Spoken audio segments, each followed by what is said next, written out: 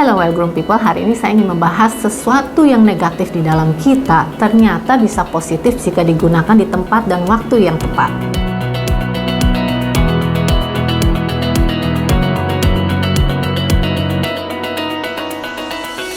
Ada 4 sifat di dalam diri manusia yang ternyata negatif menurut orang, bisa positif akhirnya, tergantung bagaimana cara kita memakai sifat itu. Yang pertama, sifat kepo. Ketika mendengar kata kepo, pasti kita berpikir ini orang busybody, tukang mau tahu urusan orang, negatif sekali. Tetapi ternyata kepo jika digunakan oleh seorang guru ketika melihat muridnya datang dengan badan yang biru-biru tidak normal, dia kepo mau cari tahu kenapa guru ini bisa menyelamatkan hidup orang lain. Atau tetangga kita yang kepo ketika melihat rumah kita yang biasanya ada kehidupan, ada aktivitas orang, tiba-tiba sudah sesaat 1 minggu tidak ada kegiatan, dia kepo mau tahu apa yang terjadi, ternyata mungkin ada orang yang sudah meninggal di dalamnya. Jadi kepo negatif bisa digunakan positif. Yang kedua, sifat suka melawan, suka berargumentasi. Jika kita melihat seseorang anak kecil yang dari kecil suka melawan atau suka berargumentasi, mungkin kita melihat ini anak kurang ajar. Tetapi saya pernah membaca satu artikel yang berkata jika anak berani melawan adalah anak yang cerdas. Ternyata sifat berani melawan itu ketika kita pakai di masa dewasa kita, di masa bekerja kita, kita dibully orang, kita diperlakukan tidak adil oleh seseorang, dan kita ditegur dengan cara yang tidak pantas, kita berani speak up, kita berani bilang, hey, be careful what you say. Tolong cara bicara kamu diperhatikan kepada saya.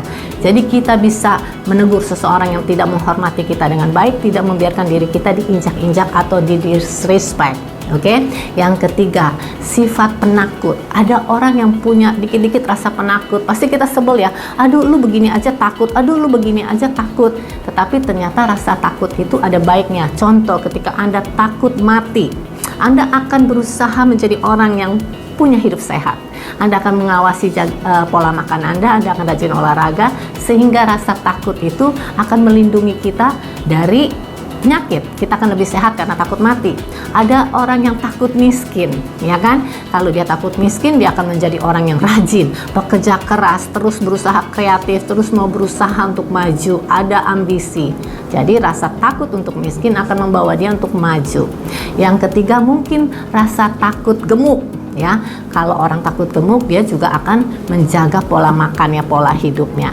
Jadi rasa takut tidak selalu buruk. Jika rasa takut dipakai di tempat yang tepat, itu akan membenefitkan kita, menguntungkan kita. Yang terakhir, sifat perfeksionis. Mungkin orang-orang sekeliling kita akan lelah berurusan dengan orang yang perfeksionis, apa-apa mesti rapi, apa-apa mesti bersih, apa-apa mesti sempurna. Orang lelah mengikutinya. Tetapi tahukah jika seorang pekerja atau profesional membawa sifat perfeksionis ini dalam bekerja, orang ini dijamin pasti sukses. Karena apa yang dia kerjakan, dia mau yang terbaik. Dia nggak mau mentoleransi kesalahan. Ya udah nggak apa-apa, itu jelek dikit, maju aja, kasih aja, nggak apa-apa, nggak mau. Setiap kejelekan dikit dia akan mau perbaiki karena dia perfeksionis, sehingga hasil kerjanya akan memukau orang-orang lain atau atasannya. Jadi jangan khawatir jika Anda memiliki 4 sifat ini. Rubahkan arahnya, shifting arahnya ke positif. Yang negatif bisa kita jadikan positif. Semua adalah pilihan di tangan kita. Indonesia, ayo grooming. Kata kuncinya adalah di like. Kalau kamu nonton konten ini dan kamu suka, jangan lupa dipencet tombol like-nya. Atau bisa subscribe pastinya. Jangan lupa juga kasih komen. Kalau like, apalagi yang satu ini, jangan lupa di-share. Kenapa demikian? Karena YouTube Guru Grooming Indonesia adalah sebuah yayasan di mana keuntungan dari YouTube ini kami gunakan untuk 2 hal. Pertama, untuk membiayai anak-anak yang ingin sekolah tapi tidak punya dana. Yang kedua, membiayai guru-guru yang hidupnya kekurangan.